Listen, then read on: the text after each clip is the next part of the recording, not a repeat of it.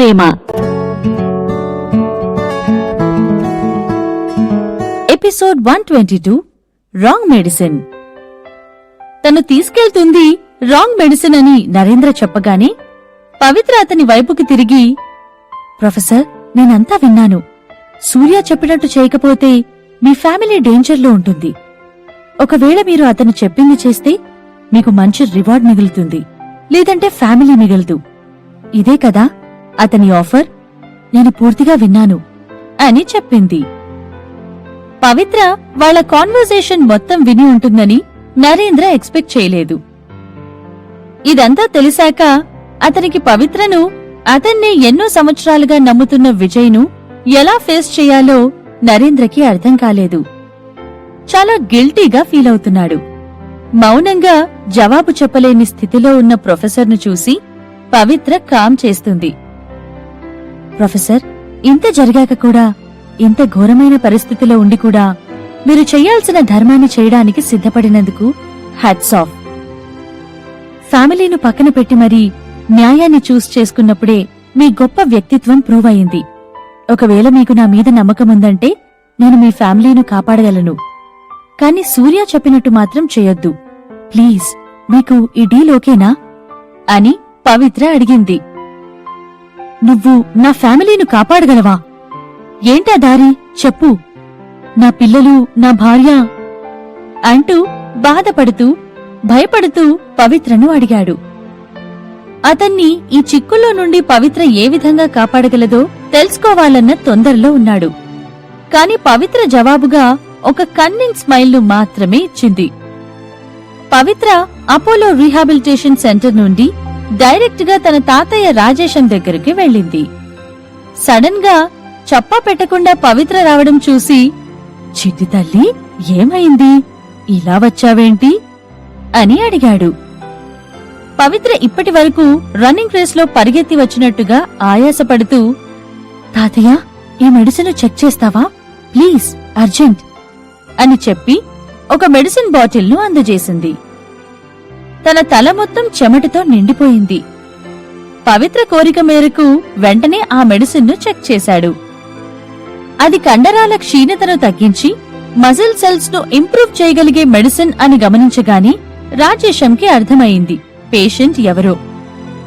తన మనవరాలు ఇంకా చంద్రమౌళి కుటుంబ సభ్యులకు సహాయం చేయాలని అనుకుంటుందని గ్రహించి రాజేశం అయిష్టంగా ఫీల్ అవుతూ, చిట్టి తల్లి, నువ్వు నీ జీవితం గురించి ఆలోచించడం మొదలుపెట్టు. ఇంకెన్ని రోజులు ఇలా పక్కవారి జీవితాల గురించి కంగారు పడుతూ ఉంటావు? మీ అమ్మలాగా బిహేవ్ చేస్తూ ఒక అబ్బాయి కోసం నీ జీవితం పాడు చేసుకోకు. నువ్వు ఎవరితో జీవితాన్ని పంచుకోవాలని అనుకుంటున్నావో నాకు తెలీదు. కాని ఆ ఒక్క విషయంలో మాత్రం చాలా ఆలోచించి నిర్ణయం తీసుకో.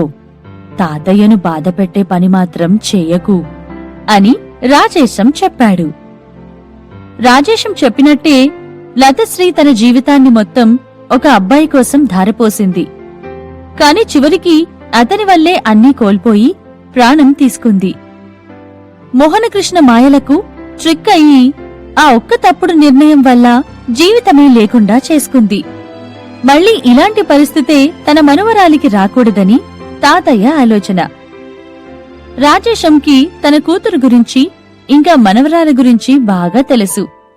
పవిత్ర ప్రతి విషయంలోనూ తన అమ్మలాగే స్ట్రెయిట్ ఫార్వర్డ్ గా ఉండడం, ప్రేమించిన వ్యక్తి కోసం ఎంత దూరమైనా వెళ్లడం, ఎన్ని కష్టాలనైనా ఇష్టంగా మార్చుకోవడం ఆమె ప్రత్యేకత.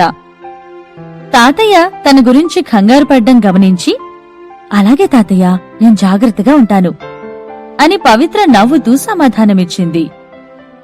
నాకు తెలిసి మనం కట్టిన బెట్ను వదిలేస్తే మంచిది. నువ్వు ఆ చంద్రమౌళి మనవడికి హెల్ప్ చేయడం ఆపేయ్.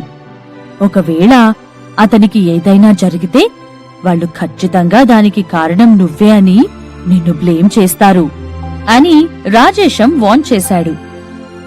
కమాన్ తాతయ్య, ఒకసారి డీల్ కుదుర్చుకున్నామంటే అదయ్యే వరకు వదిలేదే లేదు.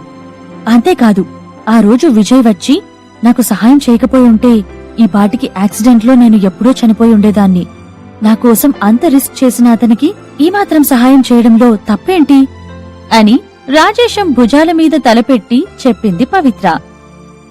పవిత్ర తన తాతయ్యను కన్విన్స్ చేయడం కోసం అసలు 5 సంవత్సరాల క్రితం విజయ్ వీల్ చైర్లో పడడానికి కారణం పవిత్రను యాక్సిడెంట్ నుండి సేవ్ చేయడం కోసమని ఈ కొత్త స్టోరీను క్రియేట్ చేసింది. ఈ స్టోరీ పూర్తిగా నిజం కాకపోయినా కొంతవరకు మాత్రం కరెక్టే. విజయ్కి పవిత్ర పరిచయం ఉండకపోయి ఉంటే అసలు ఆ యాక్సిడెంట్ జరిగుండేదే కాదు. ఓకే బట్ ఇంకోసారి అలా చనిపోవడం లాంటి మాటలు మాట్లాడకు, జస్ట్ జాగ్రత్తగా ఉండు అని చెప్తూ పవిత్ర విజయ్కి సహాయం చేయడంలో అతనికి అభ్యంతరం లేదని ఒప్పుకుంటాడు. రాజేశం పవిత్ర ఇచ్చిన మెడిసిన్ బాటిల్ను ఓపెన్ చేసి స్మెల్ చూస్తాడు. ఇమ్మీడియట్ గా ఆ స్ట్రాంగ్ స్మెల్ కి రాజేశం తట్టుకోలేకపోయి ఎందుకైనా మంచిది చెక్ చేయాలని డిసైడ్ అయ్యాడు. చిట్టి తల్లి, నాకో 10 నిమిషాల సమయమివ్వు, నేను దీన్ని అనలైజ్ చేస్తాను అని చెప్పి అతని ల్యాబ్లోకి వెళ్లిపోయాడు. ఒక అరగంట తరువాత రాజేశం రిజల్ట్స్ తో బయటికి వచ్చి అతని చేతిలోని పేపర్ను పవిత్రకి ఇస్తూ, మెడిసిన్లో క్వినిడైన్, ట్యూబోక్యురరైన్ క్లోరైడ్ అనే కెమికల్స్ కంటెంట్ మరీ ఎక్కువగా ఉంది అని చెప్పాడు. కాని తాతయ్య, క్వినిడైన్ ను హార్ట్ అటాక్స్ క్యూర్ చేయడానికి యూజ్ చేస్తారు కదా అని అడిగింది పవిత్ర. అవును, గుండెపోటు రావడానికి ఎన్నో కారణాలుంటాయి. ఈ కెమికల్ గుండె ఎక్కువసార్లు కొట్టుకోకుండా, ఇర్రెగ్యులర్ గా కొట్టుకోకుండా ఉండేందుకు కాపాడుతుంది.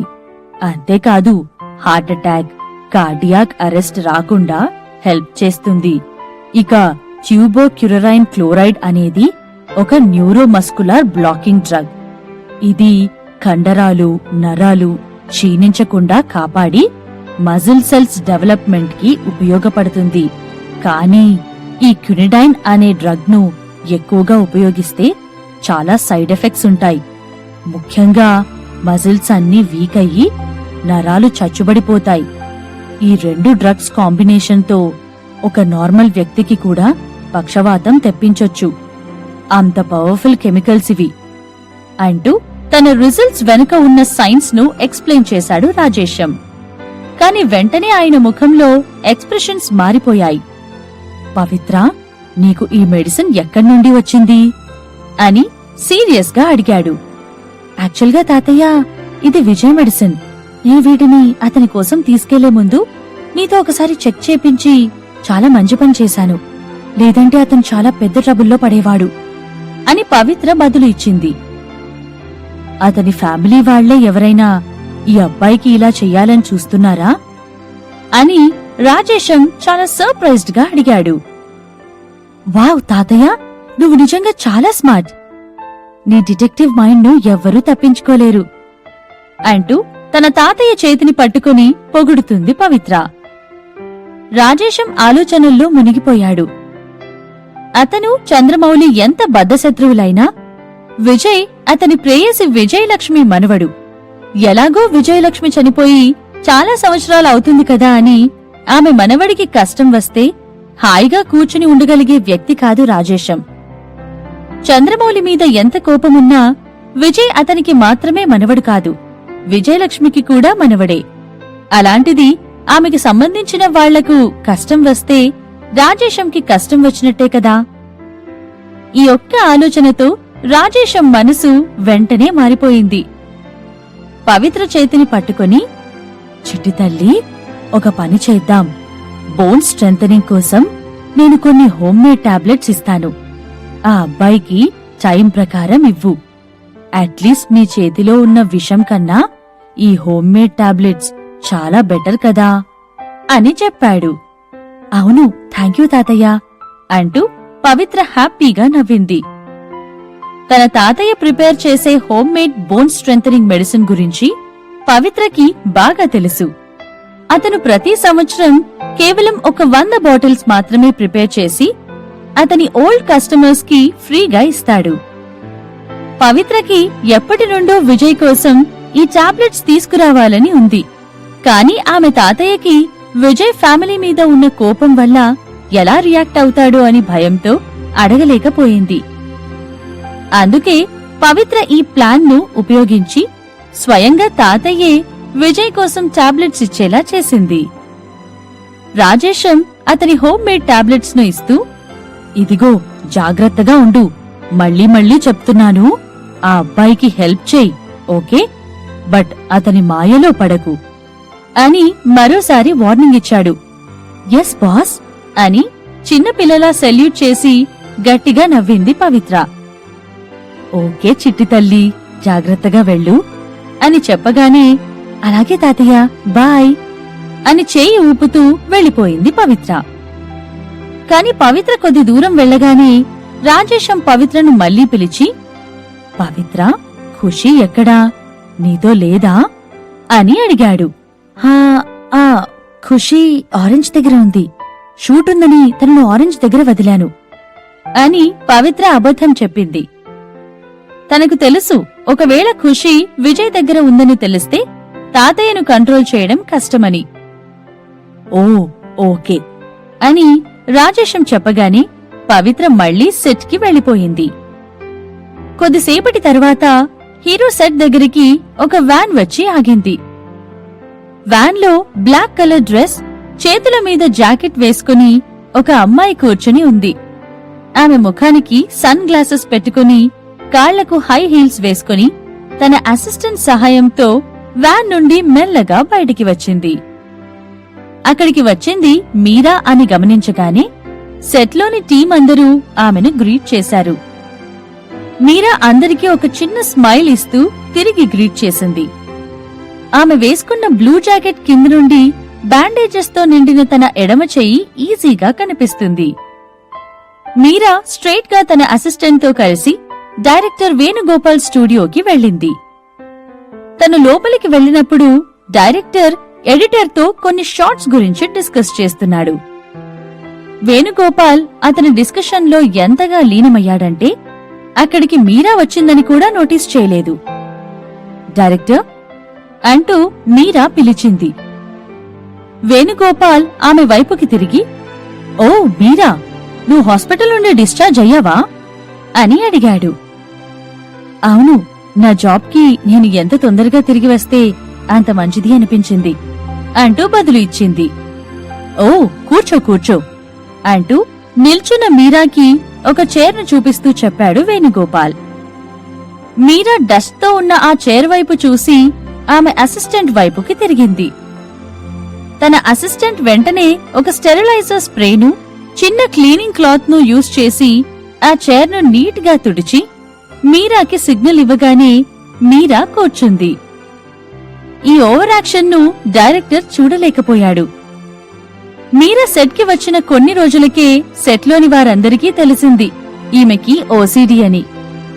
తను ఏది యూజ్ చేయాలన్నా ముందు దాన్ని స్టెరిలైజ్ చేసుకుంటుంది. డోర్స్, చైర్స్, కప్స్, ఆమె ముట్టుకునేది ఏదైనా సరే. ఇక షూట్లో డస్ట్ ఎక్కువగా ఉండే సీన్స్ అన్నిటికీ డూప్ ను పెట్టమని అడుగుతుంది. అసలు తనను మీరా అని పిలవడం కన్నా ఓసీడీ గర్ల్ అని పిలవడం కరెక్ట్ గా సెట్ అవుతుంది. వేణుగోపాల్కి గనక ఛాన్స్ ఉండి ఉంటే మధుశ్రీ లాంటి వారిని హీరోయిన్ పాత్రకు చూస్ చేసుకునేవాడు.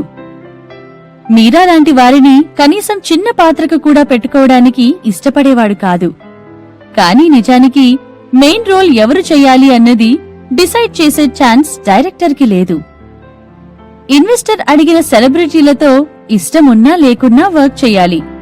హీరో మూవీకి ఇన్వెస్ట్ చేస్తున్నవారు మీరాకి మెయిన్ రోల్ ఇవ్వమని అడగడం వల్ల వేణుగోపాల్ నో చెప్పలేకపోయాడు. లేదంటే తనను ఒప్పుకునేవాడే కాదు.